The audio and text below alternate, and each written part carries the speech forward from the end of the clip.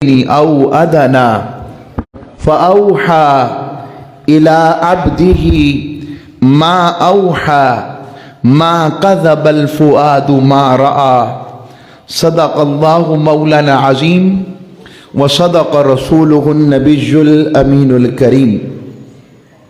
اللہ رب العزت کا جتنا بھی شکر ادا کریں اس ارحم الراحمین، ستار العیوب، غفار الذنوب اور رب محمد مصطفیٰ صلی اللہ علیہ وآلہ وسلم کی عنایت ہے کہ ہمیں شعبان المعظم کی سعادتیں عطا فرمائی ہیں۔ شعبان خبر دیتا ہے کہ لوٹ سیل کے مہینہ آنے والا ہے، رب کی رحمت کا، مغفرت کا، بخشش کا، دوزخ سے آزادی کی لوٹ سیل کا مہینہ آ رہا ہے۔ اس کے بہار رحمت اور بہار مغفرت و بخشش کا مہینہ آ رہا ہے، وہ رمضان المبارک کا مہینہ آ رہا ہے، وہ قرآن کا مہینہ۔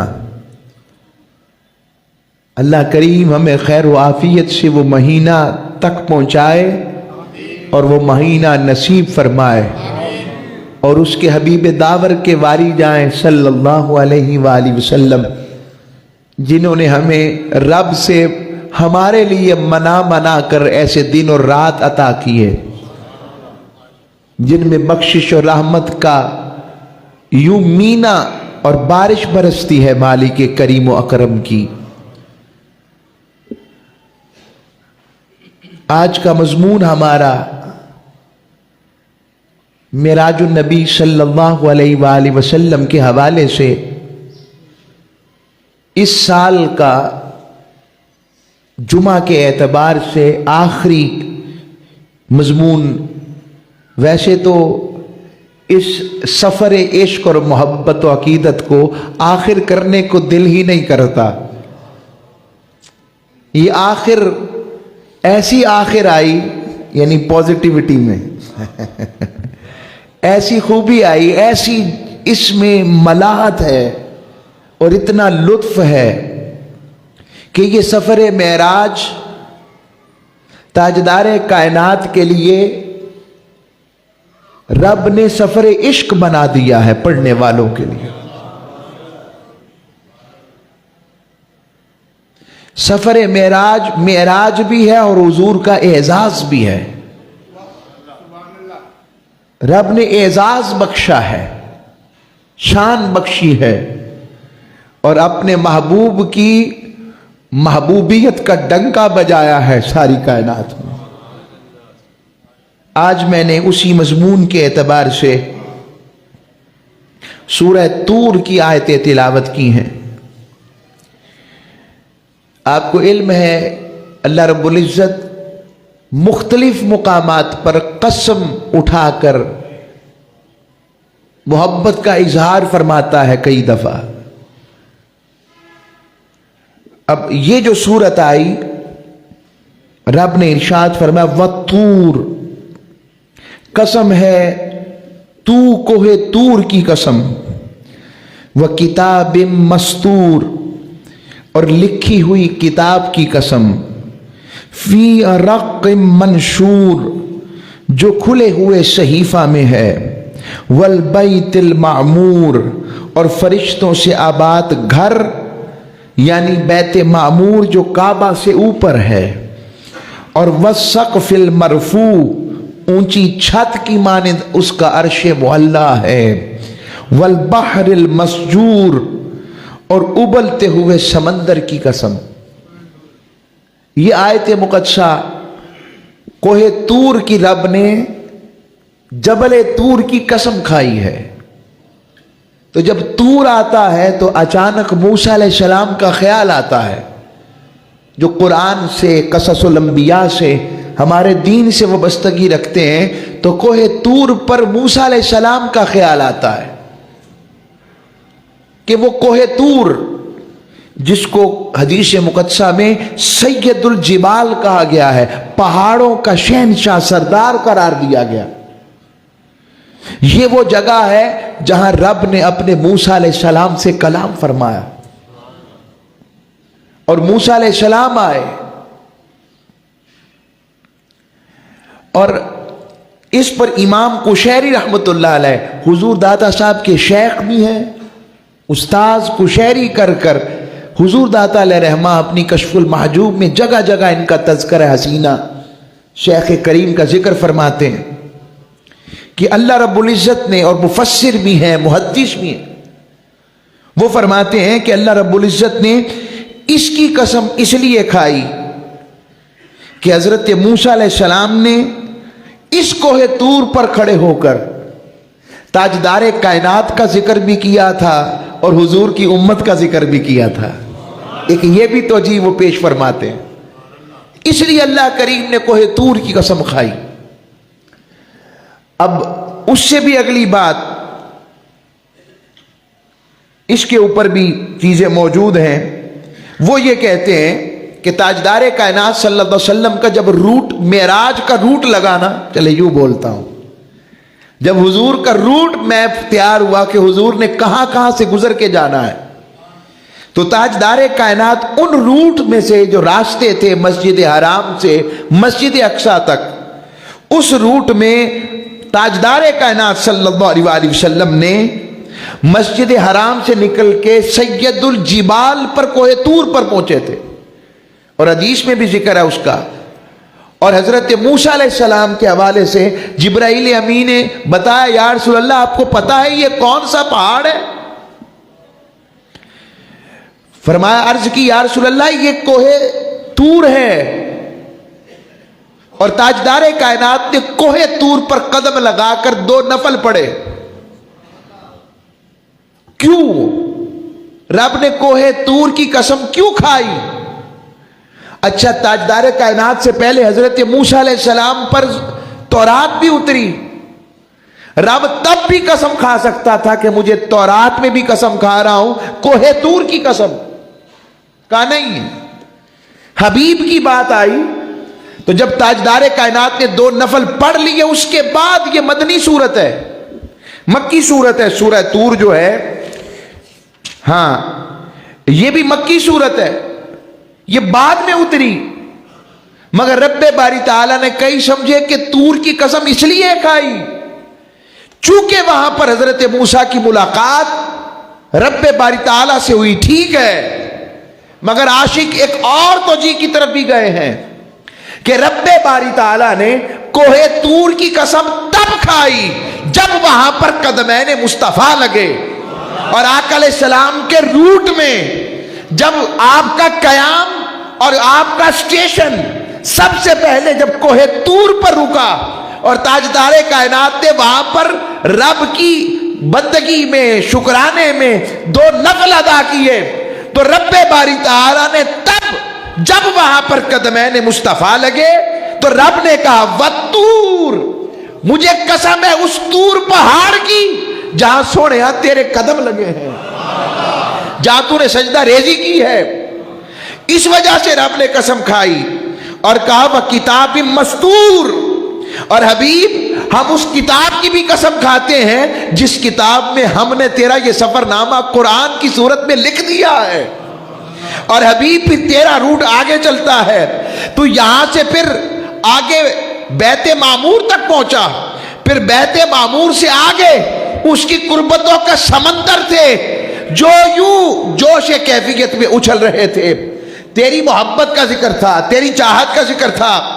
رب باری تعالیٰ نے یعنی تاجدار کائنات کے روٹ کی بھی قسم کھائی، تاجدار کائنات کے بیت اس کوہ طور کی بھی قسم کھائی، کوہ طور سے اور ابلتے ہوئے سمندر کا ایک معنی یہ بھی ہے کہ اللہ رب العزت نے جو محبوب کو آیات کبریٰ دکھائیں، بڑی بڑی نشانیاں، اور اس میں سے ایک عظیم آیت تھی شب اسراء کے عجائب میں سے، اس کا حضور کو جو مشاہدہ کروایا گیا، اور عرش الہی کے نیچے بھرا ہوا سمندر ہے جس کے اوپر اور نیچے والے حصے کے درمیان 500 سال کی مسافت ہے، مولا علی نے روایت کیا ہے، وہ بھی دکھایا گیا۔ تاجدار کائنات نے وہ بھی سفر چند جست میں نہیں، ایک ہی جست میں طے کر لیا، اور حضور کا روٹ بن رہا ہے۔ تو یہ کوہ طور کی قسم کھائی رب نے جب وہاں پر قدمین مصطفیٰ لگے۔ اور تیسری وجہ اس میں یہ بھی ہے، قسم کیوں کھائی؟ بتایا سونیا یہ طور تھا جہاں پر کھڑے ہو کر موسیٰ نے مجھے کہا تھا رب ارنی انظر الیک، مولا مجھے اپنا دیدار کروا، اور ہم نے کہا تھا لن ترانی، موسیٰ تو نہیں دیکھ سکتا، بلکہ تو ہرگز نہیں دیکھ سکتا۔ اور ہم نے اپنے دکھانے پر نہیں کہا تھا کہ ہم دکھا نہیں سکتے، ہم نے وہاں پر صیغہ متکلم کا لائے اور کہا موسیٰ تو نہیں دیکھ سکتا۔ وہ کون ہے؟ کہ حبیب میرے موسیٰ وہ کوئی اور ہے جو دیکھے گا، تو حبیب تو دیکھ لے۔ موسیٰ چل کر آئے تھے، تجھے خود بلایا ہے۔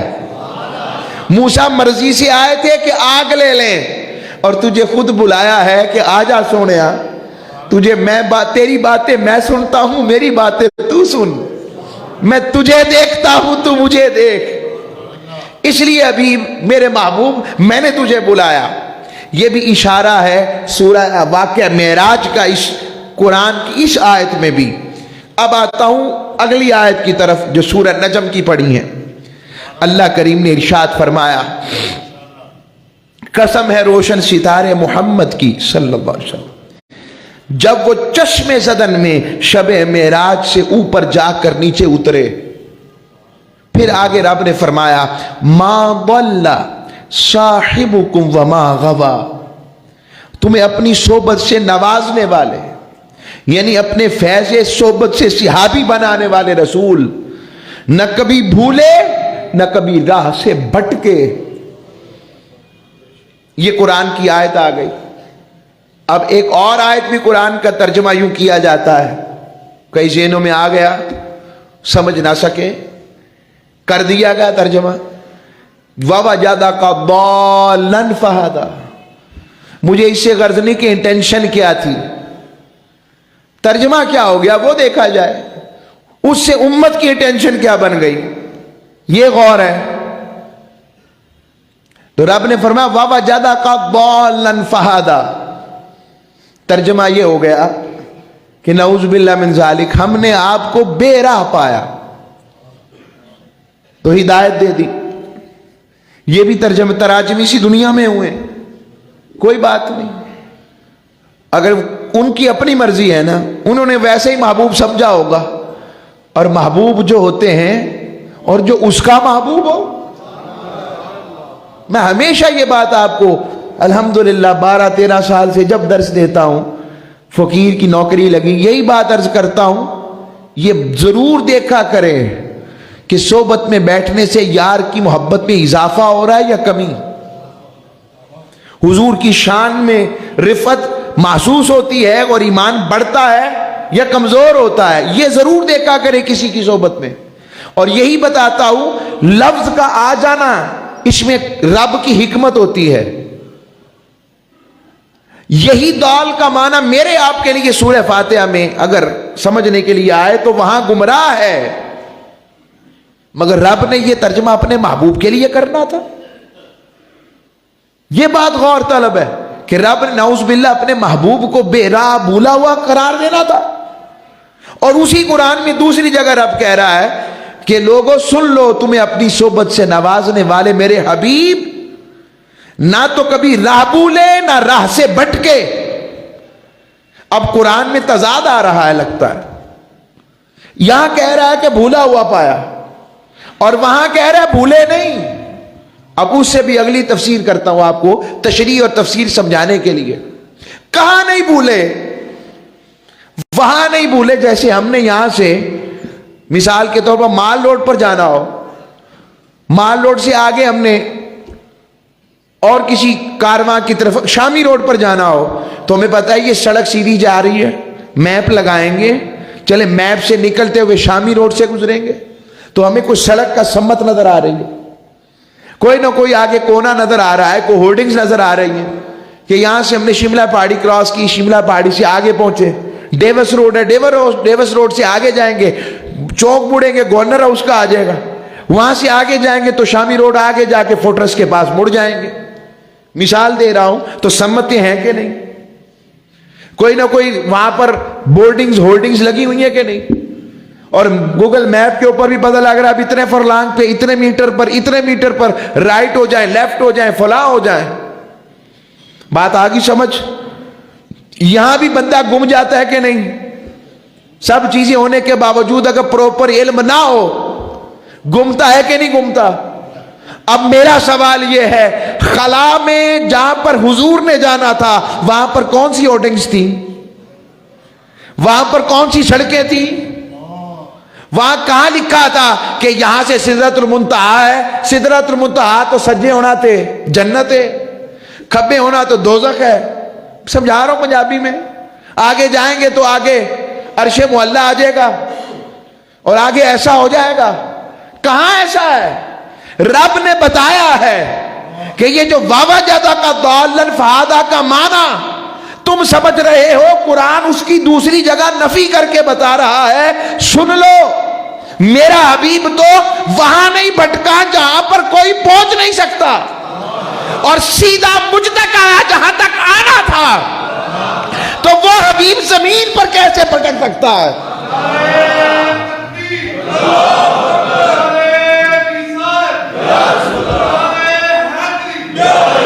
وہ حبیب زمین پر کیسے پھٹک سکتا ہے؟ اس کا مطلب یہاں ترجمہ کچھ اور ہے. وہ ترجمے کے 2-3 مفہوم ہیں. پہلا مفہوم یہ ہے, دال اصل میں عرب کے ہاں ایک درخت تھا. جب وہ صحرا میں سفر کرتے, جہاں پر خشکی تھی, دھوپ تھی, پیاس تھی, بھوک تھی, تو چلتے چلتے تھک جاتے. منزل کی نشاندہی کے لیے دال ایک ایسا درخت تھا جو خبر دیتا تھا کہ پریشان مت ہو, اب یہاں پر پانی کا چشمہ بھی ملے گا, اب زندگی کی بہار بھی ملے گی, اب یہاں پر پھل بھی ملیں گے, کھانا بھی ملے گا. یعنی دال زندگی اور ہدایت کا ایک استعارہ تھا. رب نے کہا ووجدہ کا ضالا فہدی, سونیا میں نے بھی تجھے اس صحرائے حیات کا وہ درخت دال بنایا ہے. جو تجھ تک پہنچ گیا وہی ہدایت پا گیا, اور جو تیرے اس درخت سے بھٹک گیا, جو تیرے در سے یار پھرتے ہیں, در بدر یوں ہی خار پھرتے ہیں, اور اس گلی کا گدا ہوں میں جس میں ارے مانگتے تاجدار پھرتے ہیں. یہ معنی تھا. اور تیسرا معنی ووجدہ کا ضالا فہدی, سونیا تیری وجہ سے گمراہ قوم کو میں نے ہدایت عطا کر دی. یہ بھی معنی ہے. اور تیسرا معنی, چوتھا معنی معراج کی شب, تاجدار کائنات کے لیے رب نے کہا حبیب ہم نے تجھے اپنی محبت میں خود رفتہ پایا. حبیب میں نے تجھے اپنی محبت میں گم رفتہ پایا. پھر کیا کیا؟ فہدی, تجھے معراج کی رتیا قرب عطا کر کر سارے پردے اٹھا دیے. یہ بھی معنی ہے. اب کہاں گئی ہے ذہن میں یہ بات؟ ہماری عادت ہے ہم فرقہ وارانہ انداز میں بات نہیں کرتے. ہم لوگ, کئی لوگ یہ سمجھتے ہیں جی فلاں جگہ دین پڑھایا جاتا ہے. اللہ کا شکر ہے, اللہ رب العزت کی عطا ہے, تاجدار کائنات کے نالین کا تصدق ہے, اور حضور داتا علیہ رحمہ کے قدموں کی خیر ہے, حضور غوث پاک کے قدموں کی خیر کے صدقے. میں یہ بات دعویٰ دلیل کے ساتھ کر رہا ہوں. کئی ذہنوں میں سوال آج میڈیا پہ کہتے جی مسجدوں کے اندر اب دین بتایا ہی نہیں جاتا, فرقے پڑھائے جاتے ہیں. مجھے بتائیں آج تک کبھی ہم نے کوئی فرقہ وارانہ بات کی؟ ہم قرآن و حدیث سے ہٹے کبھی؟ بھائی ہمارا سودا ختم ہو تو باہر جائیں نا. ہمیں تو یار کے ذکر کرنے سے ہی ویل نہیں, ہمیں تو حبیب کی یہ بات کرنے سے ہی ویل نہیں. ویل جائیں تو تنقید کریں, اور ہماری عادت کافر بنا کر سمجھانے کی نہیں ہے. اب میں بات کرتا ہوں. کچھ لوگ اتحاد امت کا چورن بیچنے کے لیے تفرقہ بازی کرتے ہیں، اور اس کا مقصود کیا ہے؟ تاکہ لوگوں کو اتحاد کا نام دے کر اللہ رسول سے دور کیا جائے۔ وہ کہیں گے اللہ سے کون دور کر رہا ہے؟ جو رسول کے بارے میں مشتبہ کر دے، سمجھو اللہ نے بھی خود سے اس کو دور کر دیا۔ اس لیے تو کہا میں نے اعلیٰ حضرت کا شعر پڑھا ہے، تیرے در سے جو یار پھرتے ہیں در بدر یوں ہی خار پھرتے ہیں۔ آؤ واپس پلٹتا ہوں، تو رب نے کہا میرا حبیب تو وہاں نہیں گم ہوا جہاں سارے گم ہو جاتے ہیں وہاں تو موسیٰ علیہ السلام بھی بے ہوش ہو گئے، ہائے ہائے، وہ کوہ طور پر ایک تجلی صفات نہ سہ سکے اور بے ہوش ہو گئے۔ اور یہ بھی ایک سوالات کیے جاتے ہیں کہ سیدہ عائشہ صدیقہ ام المومنین تو فرماتی ہیں اللہ کا دیدار پایا ہی نہیں حضور نے، اور میں نے حضور کا جسم گم ہی نہیں پایا۔ بخاری میں حدیث ہے، اور یہ بھی حدیث آپ نے آیت پڑھی لا یدرک الابصار، آنکھیں اس کا ادراک ہی نہیں کر سکتی۔ تو اب سیدہ عائشہ صدیقہ ایک طرف، اور پہلے اس پر میں بات کر دیتا ہوں، تحقیقی بات، ہماری جان ہی کہ سیدہ کو کوئی غلط کہیں، ہم تو وہ توجیہ کر رہے ہیں جو سیدہ پاک کے ابو جی کے صدیق ہونے کی دلیل ہے۔ دیدار الہی پر اختلاف صحابہ کے دور سے ہے، یہ بھی بتا دوں، صحابہ کے دور سے۔ اب جو نہیں مانتے کہ دیدار نہیں ہوا، ٹھیک ہے، ان کی تشریح ہے، مگر اس کے باوجود برعکس بہت بڑی تعداد ہے، اس کو میں قرائن سے بتاؤں گا۔ تو پہلی بات کہ سیدہ عائشہ صدیقہ کی طرف یہ بات منسوب اگر ہو جائے کہ آپ فرماتی ہیں میں نے حضور کا جسم تو گم ہی نہیں پایا، وہ میرے ساتھ تھے، تو اس سوال کا تاریخی جواب پہلے نوعیت کا یہ ہے کہ سیدہ پاک کے ہم چادر اطہر سے اٹھنے والی خاک کے بھی واری جائیں، سیدہ عائشہ صدیقہ کی تو نکاح ہی 2 سال پہلے ہوا، ہجرت مدینہ سے پہلے مکہ میں نکاح ہوا، اور واقعہ معراج تو ہجرت مدینہ سے پہلے کا ہے، 1 سال پہلے کا ہے یا 1.5 سال پہلے کا ہے، اور رخصتی ہوئی مدینہ پاک میں جا کر۔ تو پھر یہ کیا معاملہ ہے؟ یہاں پر ہم تطبیق کریں گے، کیا کریں گے؟ درمیانی راہ کہ سیدہ پاک کی بات بھی حق ہے، اور تاجدار کائنات کا دیدار الہی پانا بھی حق ہے۔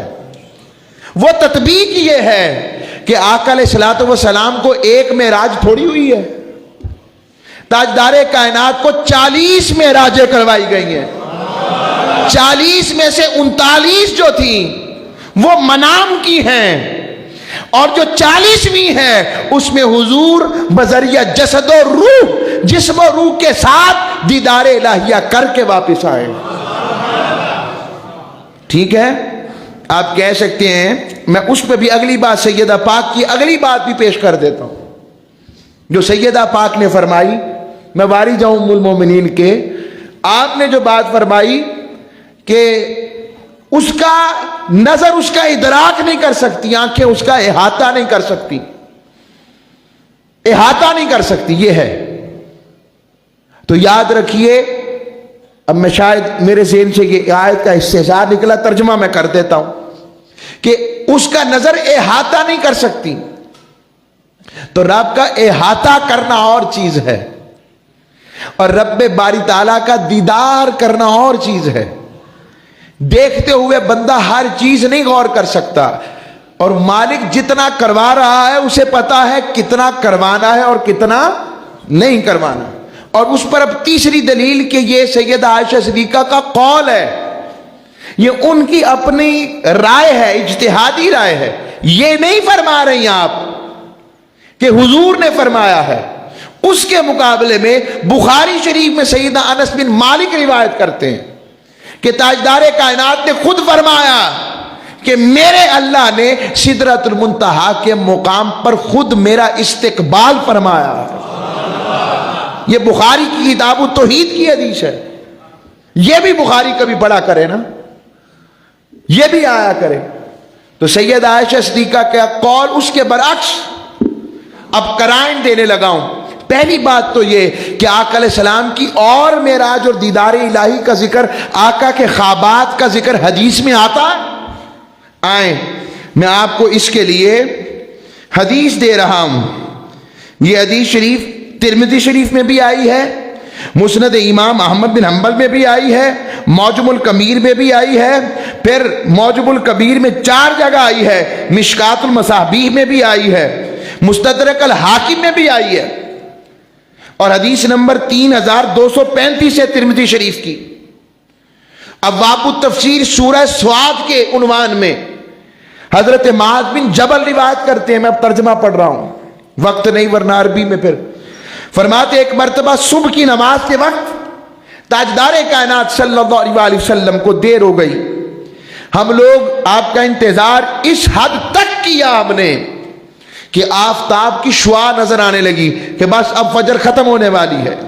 اتنے میں تاجدار کائنات تیزی سے تشریف لائے، آپ چنانچہ تکبیر کہی گئی، آپ نے اختصار کے ساتھ نماز ادا کروائی۔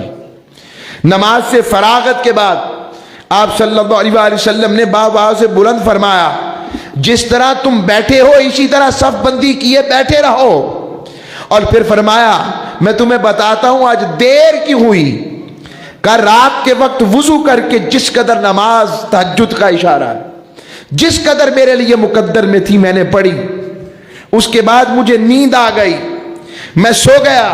اور یاد رکھیے نبیوں کا خواب بھی وہی ہوتا ہے، اور آقا علیہ السلام فرماتے یعنی حضور کبھی کبھی ایسا بھی امامت کے لیے جاتے کہ سوئے ہوتے اٹھتے اور جا کر امامت کرواتے، کیونکہ نبی آقا علیہ السلام نے فرمایا میری آنکھیں بند ہوتی ہیں میرا دل جاگتا ہے۔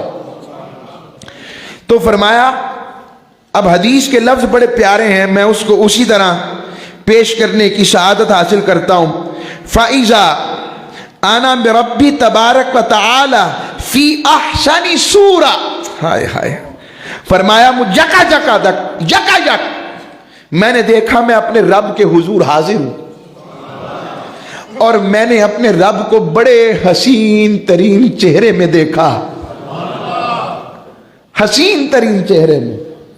حضور کا حسن کیا ہوگا، تاجدار کائنات کا حسن کیسا ہے، جنہوں نے دیکھا زندگی بھر تڑپتے رہے اور بتاتے رہے کہ حضور جیسا کوئی نہیں۔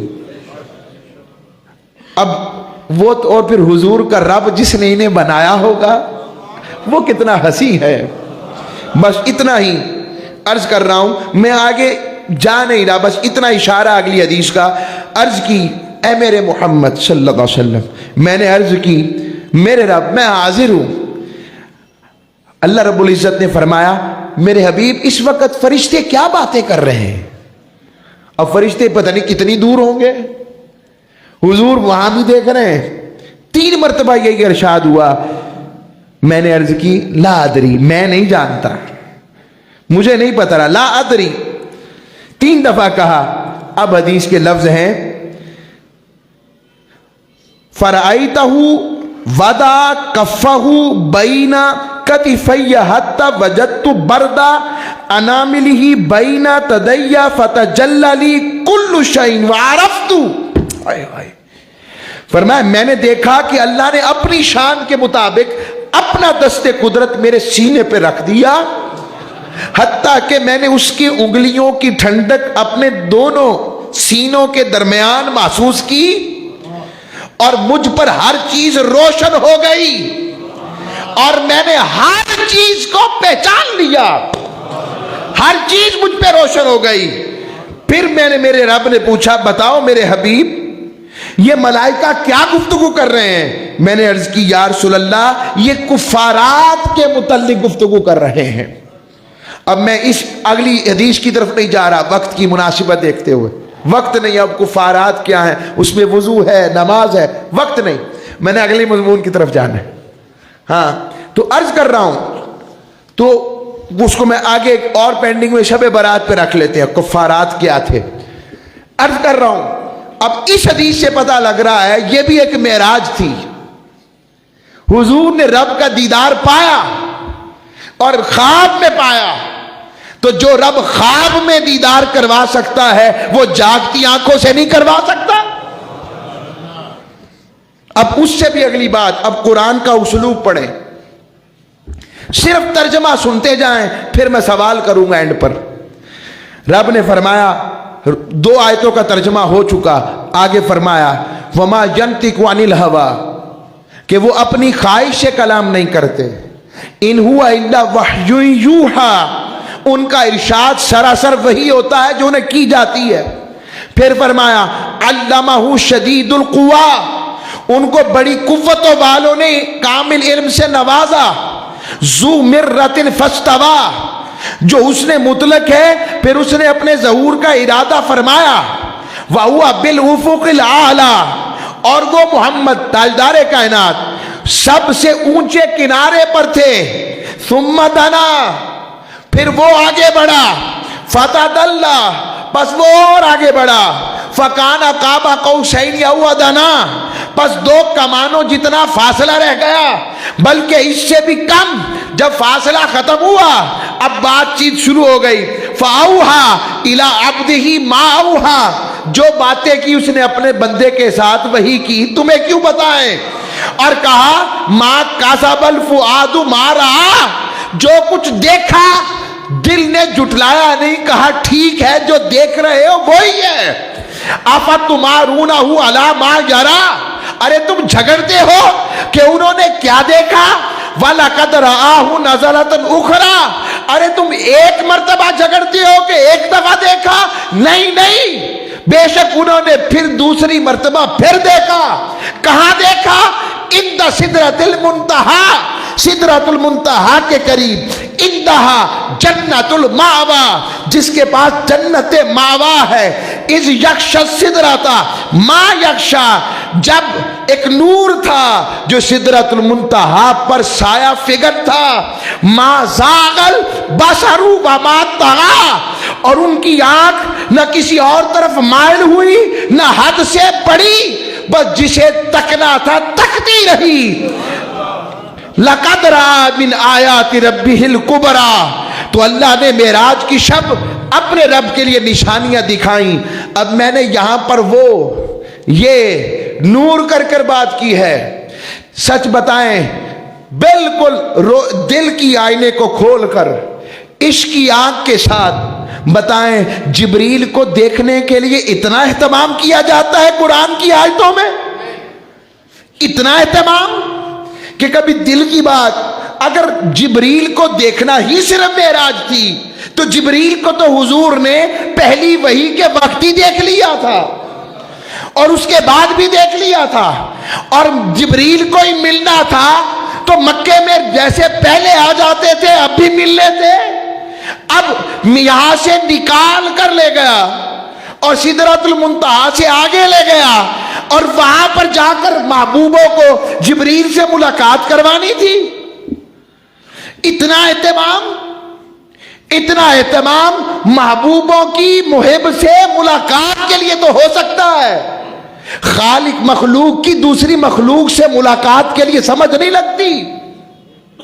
تو اب ترجمہ سنیے کہ وہ جس قوتوں والوں نے نوازا وہ رب تھا، اور سمتنا تاجدار کائنات سدرۃ المنتہیٰ سے آگے گئے جہاں جبریل بھی رہ گیا، اب ایک مقام آیا کہ اس مقام پر حضور رک گئے، کیونکہ ایک جگہ مہمان آ کر رک جاتا ہے اور کہتا ہے میں خود آگے بڑھوں گا استقبال کے لیے، اور الجواقی تو جواہر میں یہ آج بھی عبارت ہے لفظ حدیث کے، رب نے کہا کف یا محمد اِنَّ رَبَّكَ يُصَلِّي، سونے آج یہاں تک آنا تیرا کام تھا، رک جا، اب تیرا رب خود تیرے استقبال کے لیے درود پڑھتا ہوا آگے بڑھ رہا ہے۔ کتنا آگے بڑھا؟ ثم دنا، پھر رب آگے بڑھا، فتدلی، پس اور آگے بڑھا، فکان قاب قوسین، تاجدار کائنات قوسین پر 2 کمانوں جتنا فاصلہ رہ گیا۔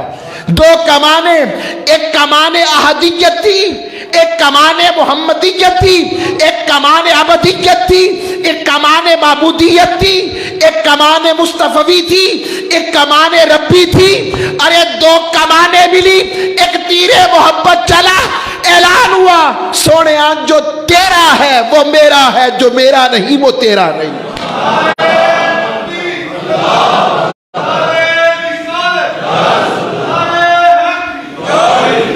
یہ شانتی حبیب جو تیرا نہیں وہ میرا نہیں، اور او ادنا بلکہ اس سے بھی کم، کم کی کوئی حد نہیں۔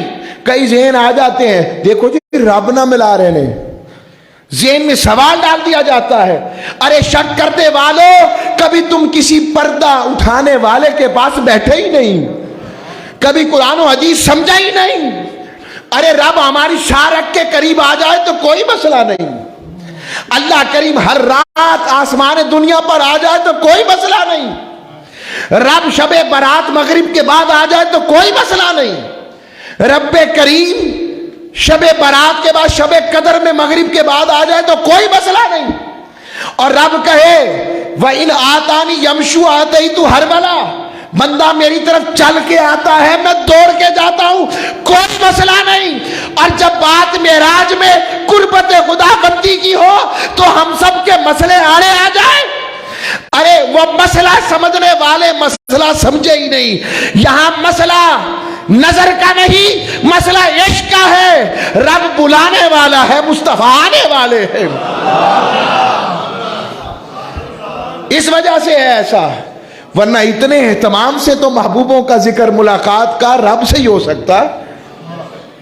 جبرائیل امین تو خود 44,000 مرتبہ بارگاہ رسالت میں گئے 23 سالوں میں، اور آج بھی باب جبرائیل اس پر گواہ ہے، آج بھی شباکہ لگی ہوئی ہے آقا کے وہ اندر والے حصے میں، کھڑکی جہاں سے جبریل آتے تھے، واری جاؤں جبریل بھی سن رہے ہوں گے اس وقت وہ بھی سن رہے ہوں گے، دل نہیں کر رہا کہ آگے جاؤں۔ ہائے ہائے، اعلیٰ حضرت کی بات پر ختم کرتا ہوں۔ حجاب اٹھنے میں لاکھوں پردے، ہر ایک پردے میں لاکھوں جلوے، عجب گھڑی تھی کہ وصل و فرقت جنم کے بچھڑے گلے ملے تھے۔ رب رب ہے، حضور حضور ہے، فرق رہے گا، باقی ذات میں فرق ہے، باقی سب فرق رب نے رہنے نہیں دیے، اس لیے رب بھی رحیم حضور بھی رحیم۔ وہ امتی، وہ تاجدار کائنات اپنی امت کو اس ملاقات پہ بھی نہ بھول لے۔ آؤ لوگوں اپنا تعلق سیرت و کردار سے حضور کی بارگاہ سے جوڑے۔ وما علیہ الا